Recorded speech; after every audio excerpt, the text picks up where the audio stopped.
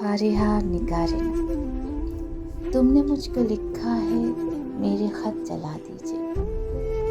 मुझको फिक्र रहती है, आप इन्हें गवा दीजिए। आपका कोई साथी देख ले तो क्या होगा। देखिए मैं कहती हूँ ये बहुत बुरा होगा।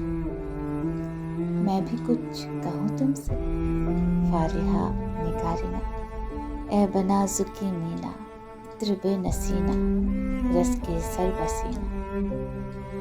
मैं तुम्हारे हर खत को लौहे दिल समझता हूँ। मैं तुम्हारी हर खत को लौहे दिल समझता हूँ। लौहे दिल जला दूँ क्या? जो भी सत्र है इनकी, कहकशा है रिश्तों की, कहकशा लुटा दूँ क्या? है सवादे बीनाई इनका जो भी नुक्ता है, मैं उसे गवा दूँ क्या? जो भी हर्फ है इनका, नक्शे जाँ है जानाना, नक्शे जाँ मिटा दूँ क्या? लौहे दिल जला दूँ क्या?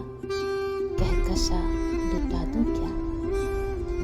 मुझको लिख के खत जानम अपने ध्यान में शायद, ख्वाब ख्वाब जज्बों के, ख्वाब ख्वाब लम्हों में, यूं ही बेख्यालाना जुर्म कर गई हो तुम, और ख्याल आने पर उससे डर गई हो तुम।